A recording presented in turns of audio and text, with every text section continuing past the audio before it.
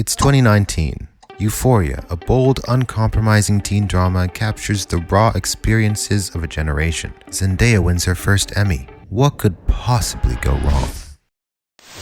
China has identified the cause of the mysterious new virus. Coronavirus. For the next 2 years, nothing. Jump to 2022. Euphoria returns, more popular than ever. Euphoria Sundays dominate Twitter. Memes, fan theories, and debates flood timelines. But as the episodes roll out, cracks appear. The cohesion of season 1 is gone. The ensemble cast is fractured. Storylines lead to dead ends. Arcs abruptly fall off. But it's fine, COVID was a crazy time for the world. The show will recover. After a long writer's strike, fans have waited 3 years for Euphoria Season 3, a full 6 years since the show first premiered. Reportedly, filming for Season 3 recently started. A show plagued with long waits between seasons, fewer episodes, rushed storylines, and diminishing quality of writing. But Euphoria isn't alone. Welcome to the age of TV Burnout, shows that once defined the peak of television with their stellar writing, complex characters, and gripping narratives, are now stretched thin. This wasn't always the case. The golden age of television set a standard, one where consistency, character development, and tight storytelling thrived. But somewhere along the way, we lost that spark. So what happened? Why is modern TV losing its edge? In this video, we're diving deep into the decline of TV's consistency and quality, using Euphoria as our prime example. We'll explore how delayed production schedules and inconsistent storytelling are eroding audience trust, and we'll compare it to an era where TV ruled supreme. A case we call TV Burnout. Let me take you back to a time when we were taken care of. No matter what kind of entertainment you were into, you could find it and a lot of it. 1-hour dramas? You had Breaking Bad, Mad Men, The Sopranos, The Wire, Dexter, all running back to back, all delivering some of the best storytelling we've ever seen on TV. Excellently written 30-minute comedies. Easy, 30 Rock, Parks and Rec, Community, Arrested Development, The Office, shows that weren't just funny but smart, witty, and endlessly quotable. Teen dramas? Oh, we were spoiled. Gossip Girl, The Vampire Diaries, Pretty Little Liars, The OC. Pick a genre, literally any genre, and odds are you had more high-quality shows to choose from with more episodes per season than you do today. Wait, no, Fude, you're just being nostalgic. TV always had good and bad eras. Okay, fine. Let's look at the numbers. Game of Thrones ran for 8 seasons over 9 years, dropping nearly 10 hours of content every single year, waning slightly near the end. House of the Dragon premiered in 2022, and its second season didn't arrive until 2024. That's a 2-year gap for 8 episodes. 8 episodes that led the story basically to the same place the previous season ended off, gearing up for war. I rest my case. Look, I'd understand these insane gaps between seasons if the quality of TV was improving, but is it? Stranger Things is a perfect example of this problem. Those kids were what, 12 when the show started? Now they're 28. But seriously, the real issue is the wildly inconsistent quality. Season 1, amazing. Season 2, fine. Your mom!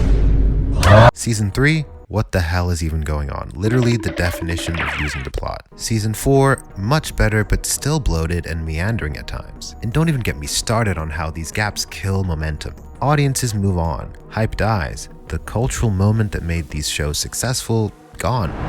I get it, huge setbacks have hit the industry. COVID halting productions, studios treating their writers like garbage, forcing them to strike, but that's exactly my point.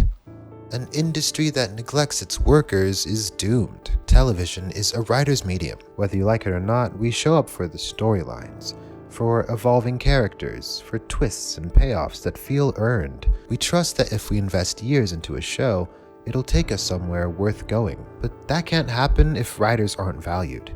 If they're not on set, if they barely have any time in the writer's room before studios rip away funding. And what does that leave us with? Rushed, disjointed storylines that have to cram everything into 8 episodes because the studio wants to cut costs. So let me get this straight. We went from more shows with more episodes at higher quality to less shows, fewer episodes, and worse writing. Amazing. Before we get to the current state of Euphoria, let's dive into what went wrong with Season 2.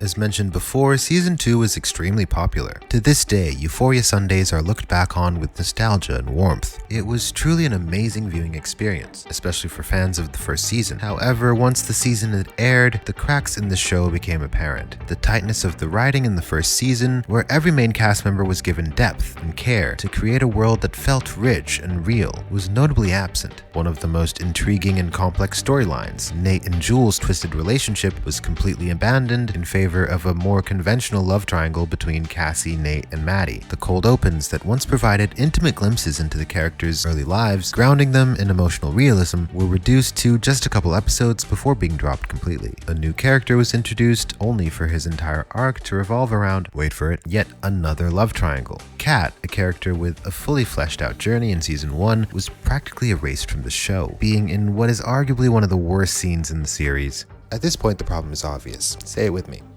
No writer's room. Yeah. Well, yes. Sam Levinson decided to write the entire season alone, without any input from other writers. A bold choice, to say the least. Look, he did a fantastic job with Season 1.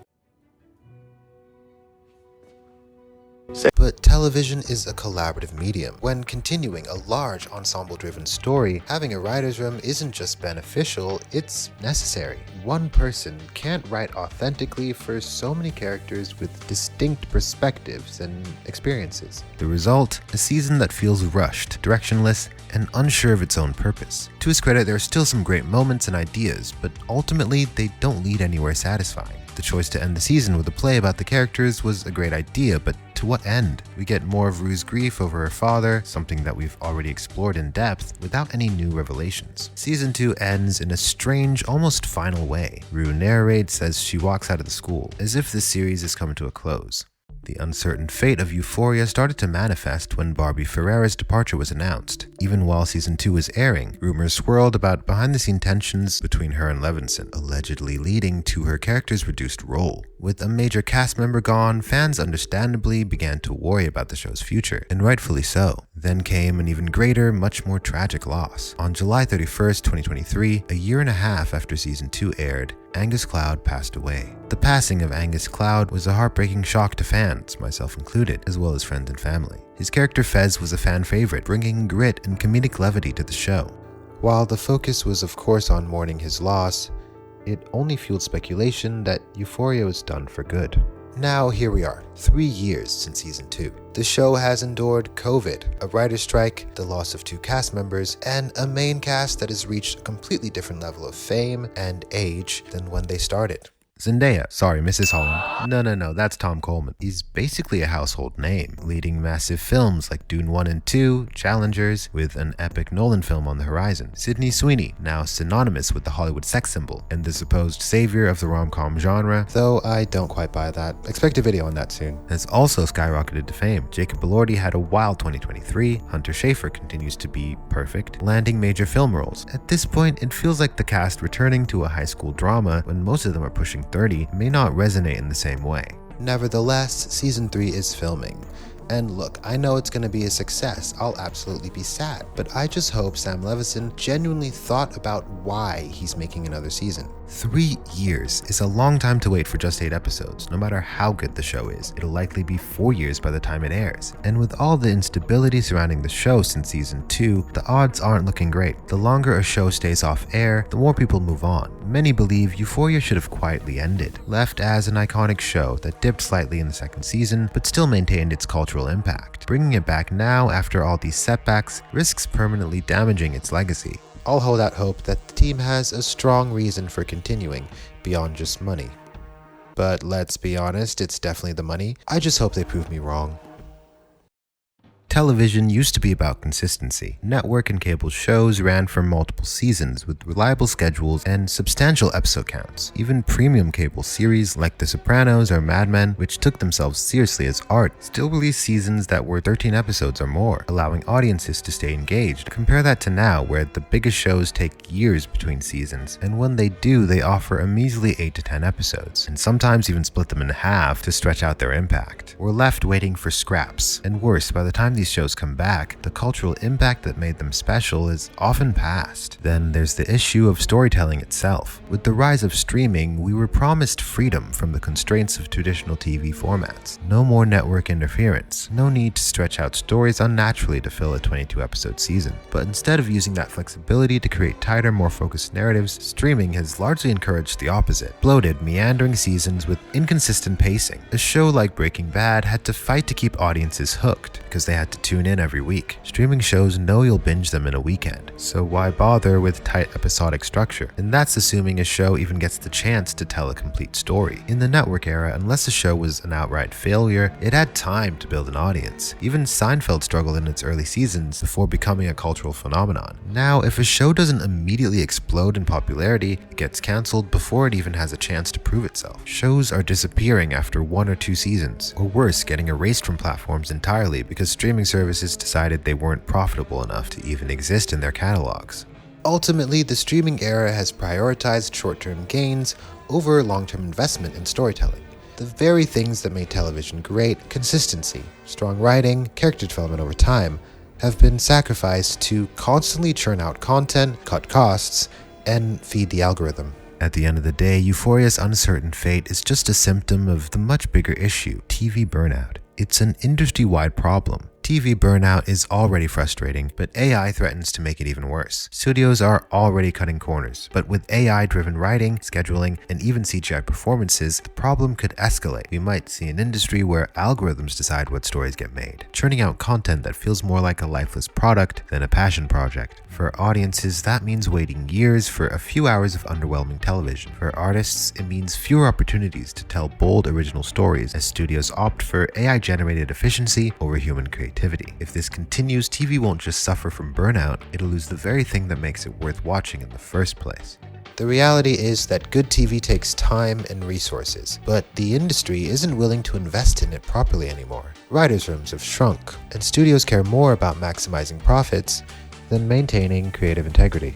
If Euphoria Season 3 somehow sticks the landing, maybe there's hope for TV to find its way back. But if it collapses under the weight of delays, rewrites, and lost momentum, it'll be just another reminder that the golden era of TV is behind us. And unless the industry values its creatives again, it's not coming back. What do you think about the future of television and Euphoria? Let me know in the comments below. If you enjoyed this breakdown, do not like the video and subscribe to the channel for more content like this. Please just don't. For those who want to support the channel further and get exclusive content, do not consider joining my Patreon. And if you're into music, do not check out my band. One of our songs is playing now. All the links are in the description. Thank you so much. Bye-bye.